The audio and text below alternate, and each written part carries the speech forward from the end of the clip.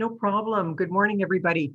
Thank you very much for taking time from your schedule to attend this webinar.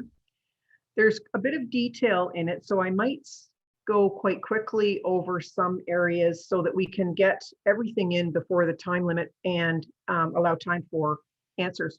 So I'm going to flip through, whoops, hang on. Sometimes, oh, there we go. Sometimes my computer doesn't want to move as fast as I want it to. So a little bit about me. I have an HR company. It is Human Resources Partners for Business, HRB4B Incorporated. We work throughout Ontario, actually mostly Southern Ontario. And we work with small and large clients doing just-in-time projects, handbooks, policies, Ministry of Labor, non-compliance, dismissals. I did 3 dismissals yesterday, so I'm a little bit jet-lagged today, but in any case, this is an old picture of my team from 2019. I've added a couple more people to the team since then, and I'm lucky to have a group of well-seasoned HR people supporting me in the team. So we're going to talk about COVID-19, the workforce, and you as an employer. A little bit about what it is, how it affects your workplace, safety precautions, and lockdowns. So I think we've probably all heard enough about what it actually is. And we know how it got started, so I don't need to really go over that because I think that's in the news so much. We're getting tired of hearing the same thing. But some of the symptoms, I guess one of the important ones to talk about is the loss of smell or taste, because that seems to be initially something that people notice. Other things are sort of cold or flu symptoms, but the loss of smell and taste are not normal cold and flu symptoms. And I'm running 2 screens here, so there might be a bit of a pause at times. So we're going to walk through absenteeism, changes in patterns of commerce, interrupted supply and delivery, closure of your business, and remote work. So as we know, absenteeism can be caused by a number of things. Your employee might be sick. Now, of course, because they might be at home with children and or parents, they might also be sick. There are many reasons why people are absent from work, or they have an at-risk person at home. If you're an essential workplace, you don't want them to bring the potential of COVID-19 into your workplace. And of course, if they're working from home, they might need time off otherwise. And changes in patterns of commerce. We used to go to the store and get everything we wanted. Now we can't do that. So that's, as you know, quite a big change for all of us. We're probably ordering more online than we were before. Interrupted supply and delivery. You maybe thought something was going to arrive on time for Christmas and it didn't. So that's another thing that's happened to us as consumers and people in the business world. So we'll talk a little bit about precautions in the workplace, and you probably are familiar with this too. I was, as I say, on site yesterday in an essential workplace, and I noticed a lady wearing her mask below her nose. And as an employer, it's your role to correct people and to say, this is the proper way to wear your mask. Are you washing your hands? Are you using everything that you can to ensure we are safe? Actually, the employer that I was at yesterday, because I think it's important that I give you some real live examples.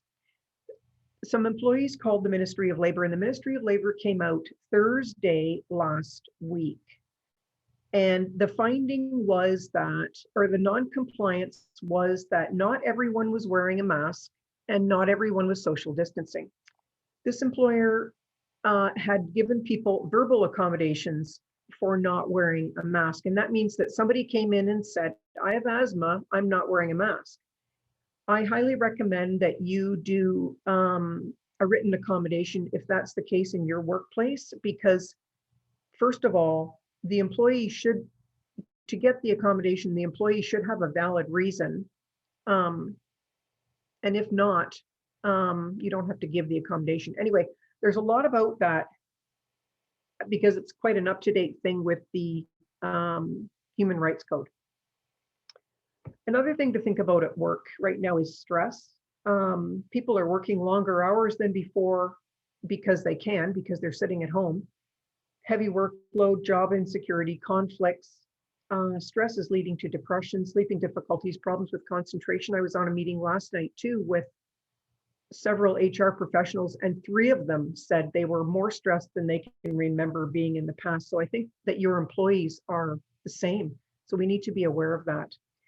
And how you can help that out is encouraging your employees to take regular breaks, staying fresh and alert to avoid injury or burnout, scheduling the most difficult times of the day, or the most difficult tasks of the day for times when concentration is best. So if your employees work best at 6 a.m., then that is when you should encourage them to work. And of course, not work 12 hours, only work the time that you've allotted.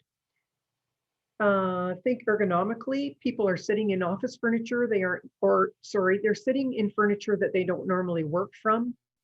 I'm lucky I got an office chair here at my home because I am working from home predominantly. But if you're working from the dining room table or an uncomfortable position, you or your employees need to stretch, stand up, and take better care of themselves because it's a different workplace. Hang on a second.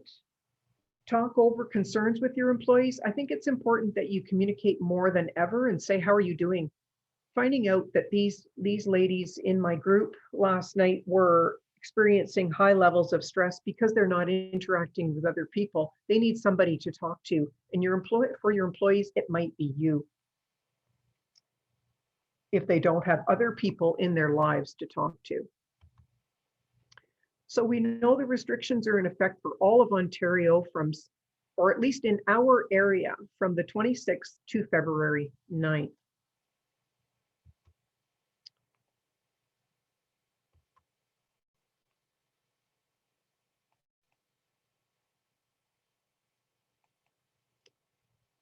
So public health advice, recommendations, and instructions. Business or organizations must operate in compliance with the advice, recommendations, instructions of public health. And here in Oxford County, we are Southwest Public Health. They publish a newsletter every 3 days, or I'm sorry, 3 times a week, which I highly recommend you subscribe to. It's a very short read. It takes about a minute and you gain a lot of valuable information. If you're outside of Southwest Public Health, then you might be Middlesex or another area, and you should subscribe to their newsletter. So inside businesses, businesses or places must not permit patrons to line up inside the business or place unless they're social distancing, which is 2 meters apart. Businesses or organizations must operate in compliance with the advice and recommendations to do screening before anybody enters your building, and you're probably fully aware of that. Later on in the presentation, I'll have a number of links to materials you can use if you don't have the materials I'm talking about. Personal protective equipment, including eye protection, such as safety glasses. Oh, and by the way, I forgot to mention that. So when the employees called the Ministry of Labor last Thursday on my client, the Ministry of Labor came out and the finding was that not everybody was wearing a mask and social distancing. So he recommended mask training, and it is available. There are YouTube videos, and you can get Government of Canada mask training. So it might be a good idea to take some time and ask your employees if they are going into the workplace to undertake the training, and then keep track of when they did it. All businesses or facilities must limit capacity so that every member of the public is able to maintain 2 meters of physical distancing from every other person, and limit the number of people occupying any room that is open to the public to 50% capacity of the particular room. Some businesses or facilities have additional capacity restrictions that apply beyond the general capacity requirements. All businesses or facilities that engage in retail sales to the public must post a sign in a location visible to the public that states the maximum capacity they are able to operate under. Cleaning and disinfection, hang on a second. Businesses or places that are open shall ensure that equipment, washrooms, lockers, change rooms, showers that are accessible to the public are cleaned and disinfected as frequently as is necessary to maintain a sanitary condition. Face coverings, businesses or organizations must ensure that masks or face coverings are worn by any person, including the public or workers, in the indoor area of any business or organization, with limited exceptions. So there, of course, there are people who won't be wearing a mask because they have an exception. Safety plans, requirements for all businesses open to prepare and make available a COVID-19 safety plan. A copy of the plan should be available to any person for review upon request, should be posted when it comes to the attention of individuals working in or attending the business. And I believe I have a link later in the presentation to workplace safety prevention services. It's www.WSPS, Workplace Safety Prevention Services. They have a lot of excellent materials, including the guidelines for a workplace safety plan.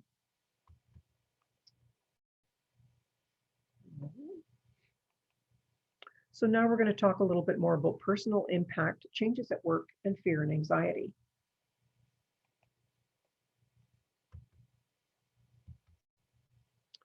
So I just talked a little bit about the mental health impacts of COVID-19.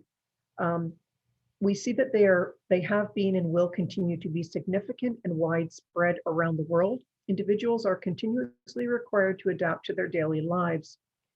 So what I'm encouraging people to do, and I do executive and leadership coaching, and I'm especially encouraging my leaders and my executive people to take better care of themselves, to reduce or minimize their stress. And that includes doing whatever it is that you enjoy to do for self-care. It might be going outside for a walk. It might be playing with your dog or your cat. Maybe you need to indulge in watching more television than you usually do, or reading, or a hot bath, whatever it might be that helps you relieve your fear and anxiety. And do this on a daily basis if you can. Think about your workplace. What has changed? What do you think will be around in the foreseeable future? So in a little over a year, the pandemic has upended the lives of everybody. And a new category of essential workers that they were essential before, but it's different now, a large scale move to remote, skyrocketing unemployment that's expected to continue increasing. So what other changes are we going to see in the coming months? Now, I'll put a little note toward the skyrocketing unemployment, because I think that, and we're well aware that a lot of people are choosing to not work right now because they can, because there is money available to them to stay home, and because they are nervous, right? They're nervous to go into some workplaces. So all you can do if you need people to show up at work is encourage them and make sure that things are very safe at your end. You've taken all the precautions you can to prevent the spread of this virus.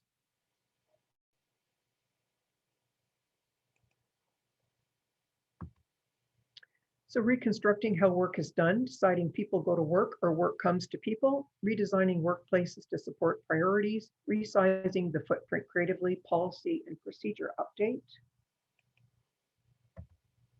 So reconstructing how work is done. During the lockdown, organizations have necessarily adapted to go on collaborating and to ensure the most important processes should be carried on remotely. So we're thinking about geography, function, and reinventing things completely, often with involvement by employees. It's amazing how much we think we've got a great idea, but when you talk to somebody else, you can gain so much more information just by bouncing ideas off someone else. Effort should be re-examining professional development journeys, being physically present in the office at the start, maybe working remotely later on, different stages of projects. If everything can be done remotely, yes, Zoom meetings, Google Drive, email, we're using all of these things to get together, or leaving something in an office if somebody needs to have an actual physical copy and then they go pick it up, but we don't actually interact with each other.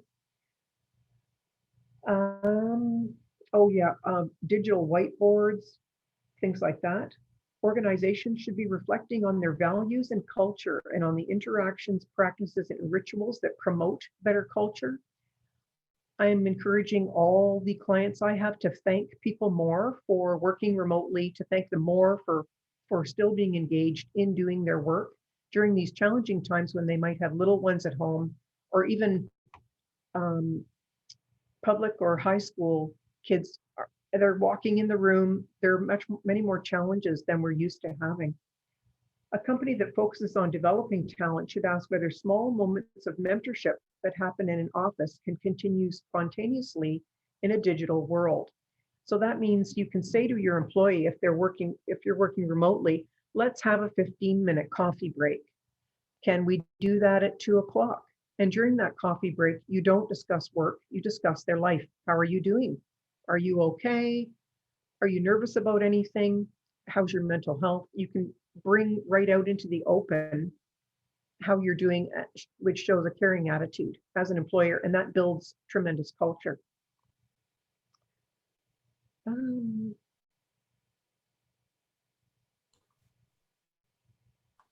Okay. So in the past couple of years, the competition for talent has been fiercer than ever. It's been an employees market because we don't have enough people to fill a lot of the work that's available, such as the skilled labor. Some groups of talent are less willing to relocate to their employer's location than they have been in the past. People don't want to move, obviously. As organizations reconstruct how they work and identify what can be done remotely, they can make decisions about which roles must be carried out in person and to what degree. For the roles in the first two categories, upskilling is critical, but talent sourcing may become easier since the pool of available talent has fewer geographical constraints, potentially. We were talking about this in our HR meeting last night, how some people are looking for talent, and it used to be, right, you wanted the person to move to your city and come into the office every day. But if that work can actually be done remotely, then that creates a whole new style of work than we're used to. Talented people could live in the city of their choice, which may have a lower cost of living and proximity to people and places they love, while they still work for a leading organization. A monthly trip to headquarters or meetings with colleagues at shared destinations may work. This approach could be a winning proposition for both employers and employees, with profound effects on the quality of talent an organization can access and the cost of that talent. The most recent person I added to my team lives in Toronto. I have not met her in person. I've interviewed her a couple of times. I've checked over her resume. I've done everything I need to do. And she went to work this week. Now, we do have work in Toronto, but right now we're doing almost everything remotely, unless it's an essential employer, and then we do go on site.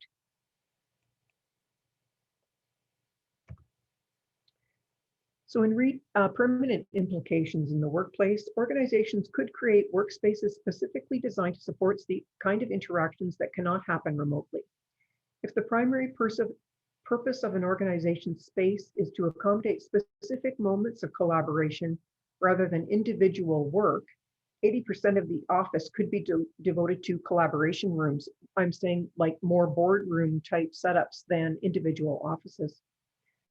Should organizations ask all employees who work in cubicles and rarely have to attend group meetings to work from home? These are things we need to think about long term. If office space is needed only for those who can't do so, are working spaces close to where the employee live a better solution? In the office of the future, technology will play a central role in enabling employees to return to office buildings and to work safely before a vaccine becomes widely available.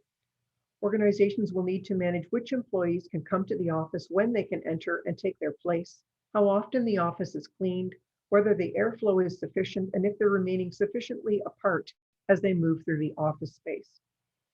To maintain productivity, collaboration, and learning, and to preserve the corporate culture, the boundaries between physically being in the office and out of the office must collapse. So more video conferencing more Zoom meetings, more ways to connect remotely. And asynchronous collaboration, meaning that, so for example, if you use a Google Drive, you can upload some material and you can open it up to other people, and then they can adjust the document, and then you can all work on it whenever you need to, rather than being synchronous with me, which would mean you'd have access at the same time. Since I teach at Fanshawe, I've been doing online teaching for quite a long time, and I do have synchronous Zoom meetings where I expect students to show up, but a lot of what we do is all uploaded, and the student can get into the materials at their own convenience.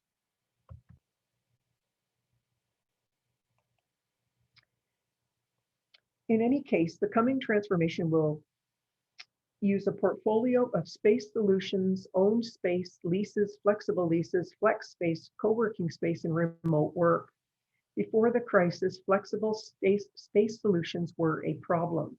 I know I was trying to rent space in Tillsonburg, and I actually didn't find any at the time. So I was using just other locations because there wasn't anything available to me at the time. So these changes may not only improve how work is done, but also lead to savings. Rent, capital costs, facility operations, maintenance, and management make real estate the largest cost category outside of compensation for many organizations. While some organizations have reduced these costs by thinking through footprints, taking advantage of alternative workspaces and strategies, and reviewing approaches to managing space, many corporate leaders have treated them largely as a given. In a post-COVID-19 world, the potential to reduce real estate costs could be significant. I mean, in fact, you know, I'm sure everybody, not everybody, but many people thought if you weren't using your office a lot, you're thinking to yourself now, why would I have office space? I know that around here, a lot of office space has become available because if people can't use it, they don't have the ability to continue to pay for it.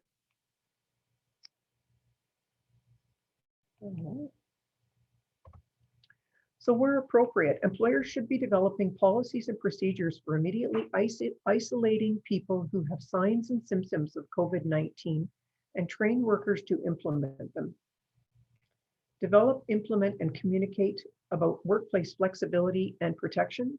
Actively encourage sick employees to stay home. Ensure that sick leave policies are flexible and consistent with public health guidance, and that employers are aware of the policies.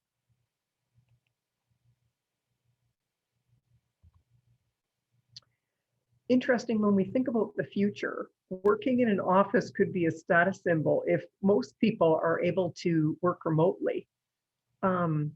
It could be the end of business travel as we know it, although I don't think so, but I could see that we may be in a situation where there's a lot less business travel because things can be done remotely. Office buildings could become elaborate conference centers. Mandatory on-the-job medical screening could become the norm.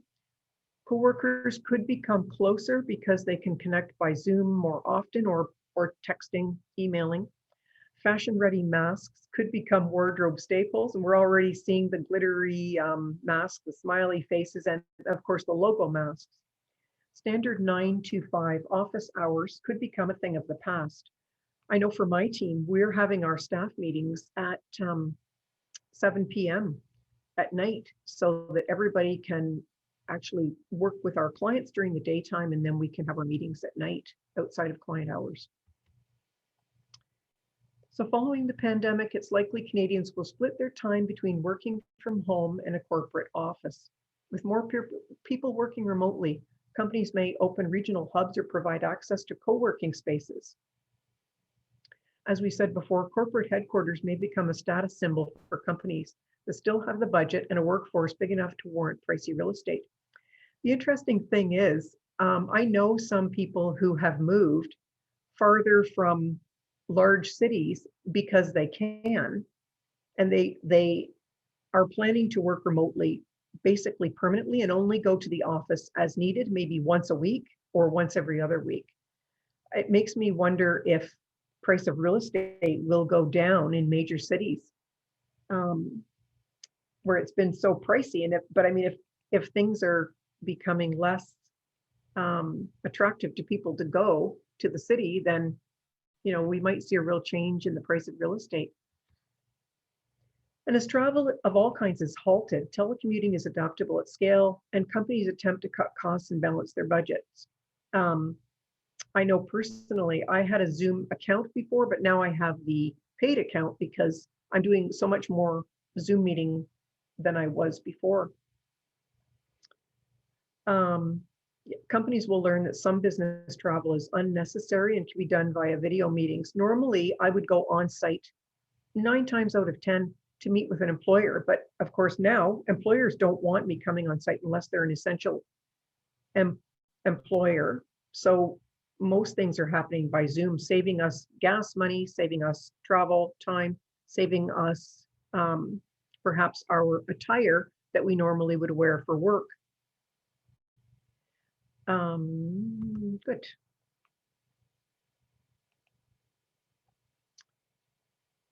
So as I mentioned, office buildings could become elaborate conference centers. There could be fewer walled off offices, more gathering spaces for meetings, conferences, and so larger boardroom tables. And yesterday when I was on site at this essential employer, we were strategically trying to position ourselves in their lunchroom so that we could have our post-briefing meeting. And I thought if we'd had a bigger room, it would have been easier. And I'm sure they were thinking that too, because a lot of places don't have a boardroom, but that might become something that they need to do so that people can social distance easier. Open floor plans would stick around. Companies will use the layout in an effort to lower real estate costs. Okay, desks, right, will be spaced out. Partitions going up, cleaning stations stocked with hand sanitizer, antibacterial wipes will become the norm. Workers may seek out spaces for focused work, such as privacy booths.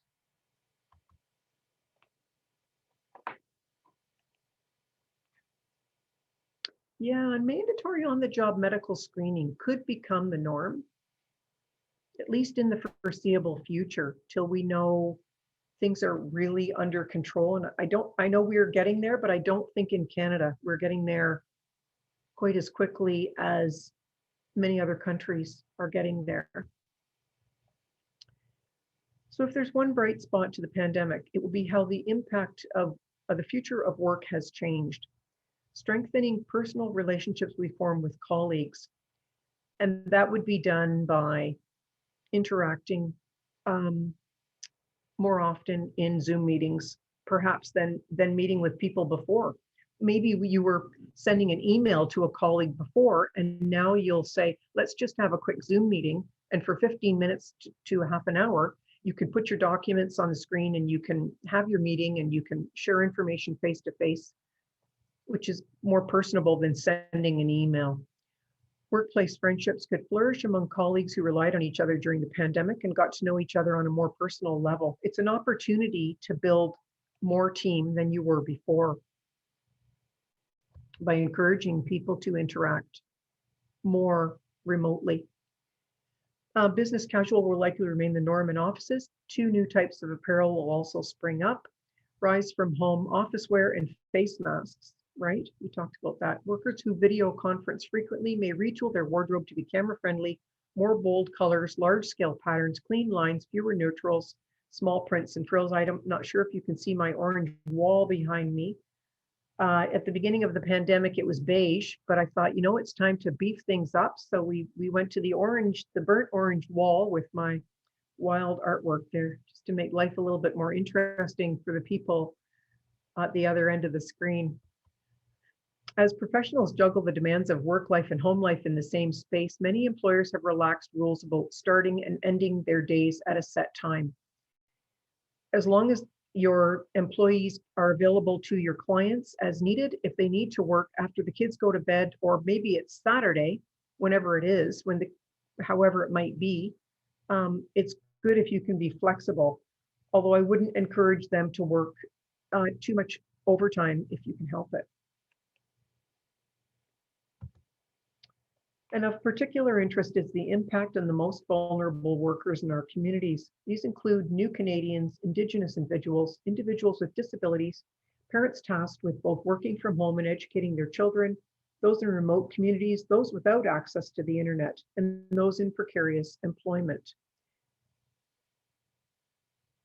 I mean, not enough can be said about the people who are struggling with young people in the background and trying to balance work. And as an employer, we need to be flexible and respectful of the reality that everybody is facing now. So we'll talk about HR and best practices. So HR plays a role in developing, reinforcing, and changing the culture of an organization. So if we're talking about recruiting,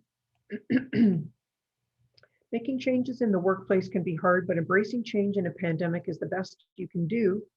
For a while now, it's been an employee's market, as we mentioned.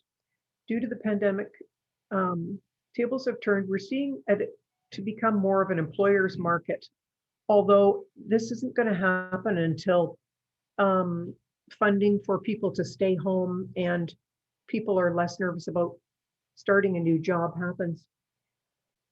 While the market has changed, as I mentioned, the readiness of employees has changed. Employees are nervous and more anxious than before.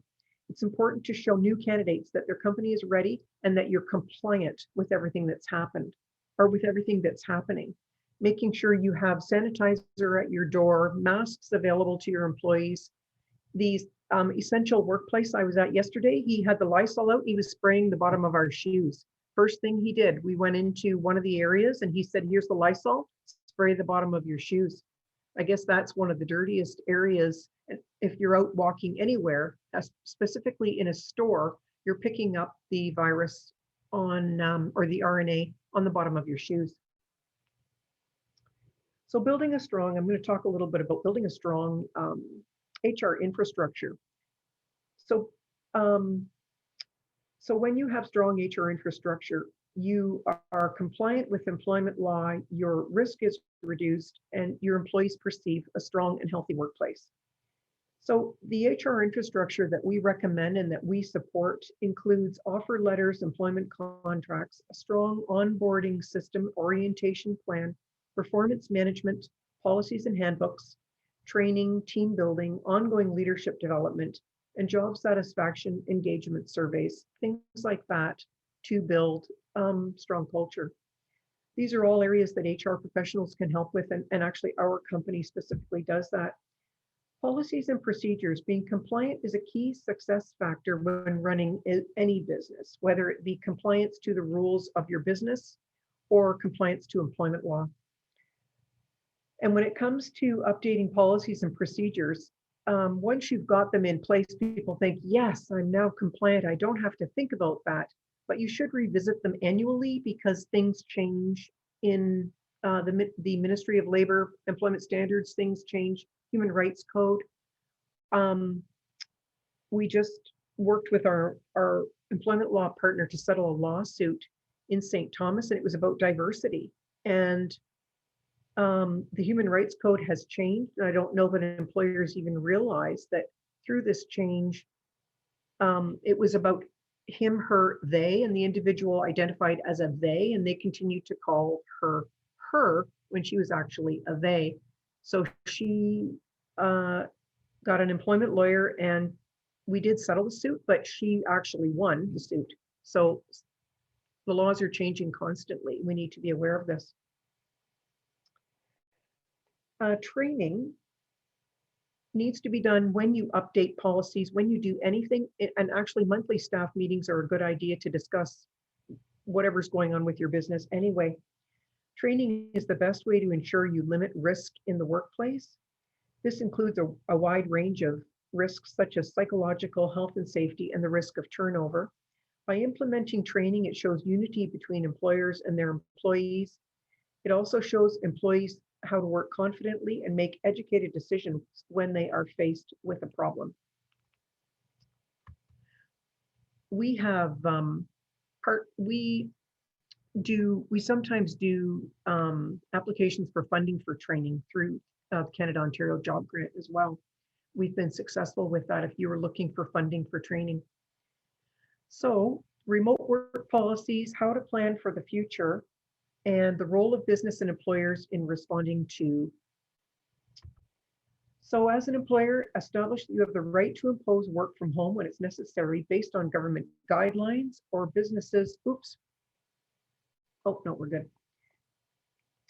In addition, you can reserve the right to insist that employees return to the workplace after a period of working from home and after it's safe.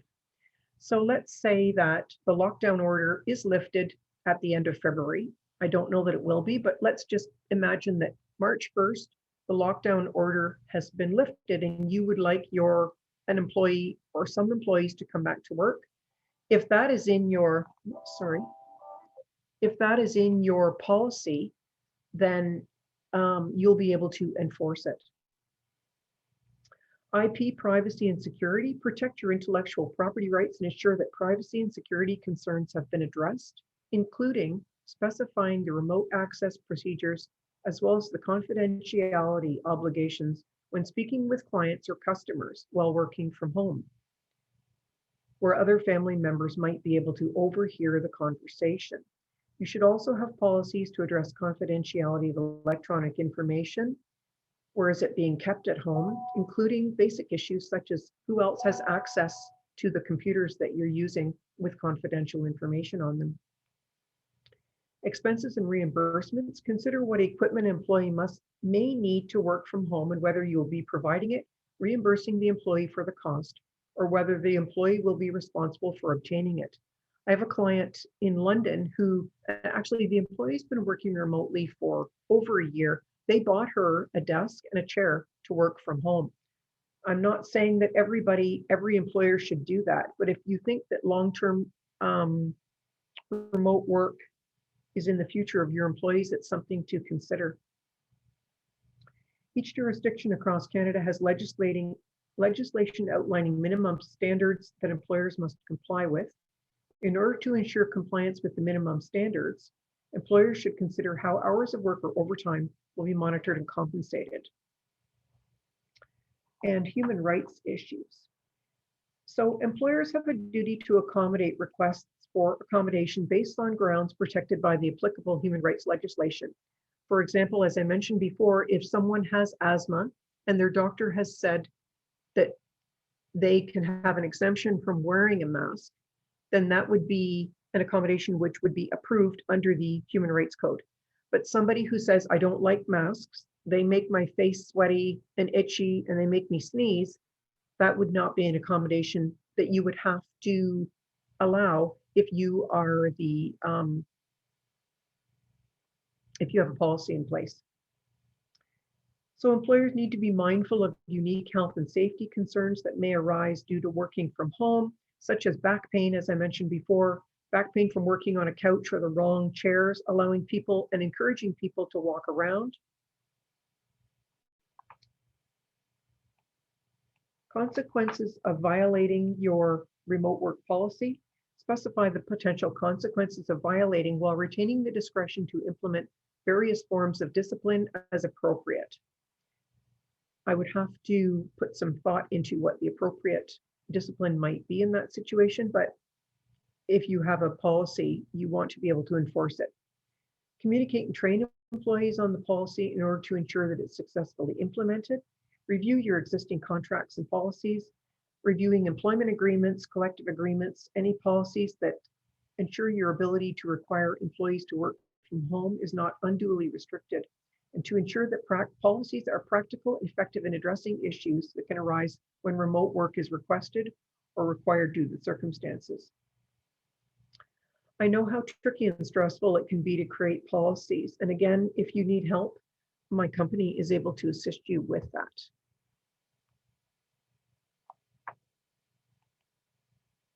There are a number of resources available to those suffering from stress and anxiety related to COVID-19. The Canadian Mental Health Association has outlined a number of ways in which individuals can cope with stress and anxiety through these times. COVID-19, as we know, is uncharted territory, and I've heard the level of anxiety is it's prevalent and higher than it's ever been, comparatively speaking, to most of our lifetimes. It's important for you as an employer to stay informed and up to date on the current status in your area. And as I mentioned before, Southwest Public Health is a great source, the World Health Organization or Health Canada. Make unplugging a priority. If you go out for a walk, you can either turn off your phone or silence it so that you get a break from work. If you go in and have a hot bath, don't take your phone, take a break from it, maybe take a book or just relax. If you're watching TV again, take an hour to do whatever you want to do and unplug from your social media. Read, exercise, do whatever gives you some joy and reduces your stress level. And now more than ever, it's okay to tell people that you feel overwhelmed and that you need help. We're all navigating this together, and asking for support from loved ones, friends, or colleagues can make you feel less alone. As I mentioned in my HR meeting last night, I was surprised that a few of the ladies said, I'm really stressed out here because I'm not going to the office and I miss the interaction with people. Seeking out professional support from a doctor or from other business partners or other healthcare professionals is a good idea. People are having more massage, people are having more physiotherapy, maintaining a healthy diet and avoiding overconsumption of alcohol, tobacco, processed foods, or any other medication or drugs.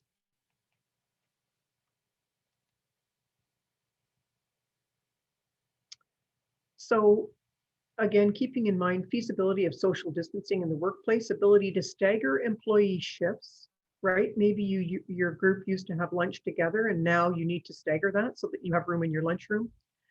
Watching the degree to which employees interact with public in person, the feasibility of accomplished work by telework, geographical isolation of the workplace, employees live in congregate housing, and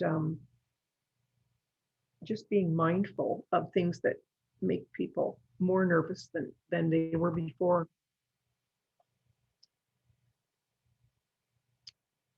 So as I mentioned before, you will get a copy of the presentation. There are a few more slides, but I'm just noting the link here. Because you're going to get a copy of the presentation, you'll be able to check out the links if you wish to.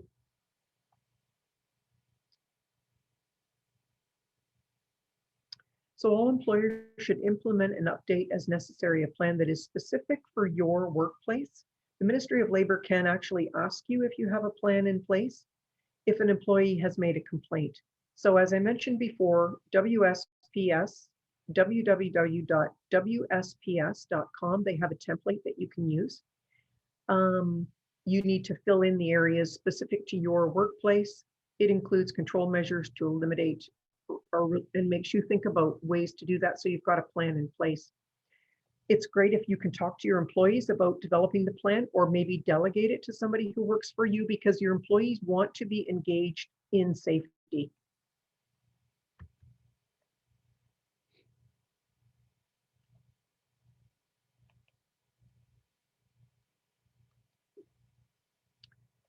So here's a template here as well that you'll be getting. And we are just about done. I've just got a couple more slides here. And here is the Canadian Centre for Occupational Health and Safety has a toolkit you can build a safety plan with. Training and more information on mask or face coverings. And as I mentioned on YouTube, the Government of Canada has mask training. CC Partners has it's a really good law case on masking the problem, perspectives on an employee refusal to wear a mask at work. I highly recommend this article because it explains when your employee doesn't want to wear a mask, but everybody else is saying, well, why aren't they wearing a mask? It gives you some details about that. Here are some links to resources, funding, support for finances, tools and resources for reopening, filing taxes, learning opportunities. I wanted to give you as many resources as I could. And then some more links to resources. And I am done. Hopefully you are still awake. And if you have any questions, maybe you'd like to share them now. Thank you, Catherine. So just so everyone knows, I am going to stop the recording so that you can ask your questions freely without that being shared out, because this will be posted probably to our website and things like that after.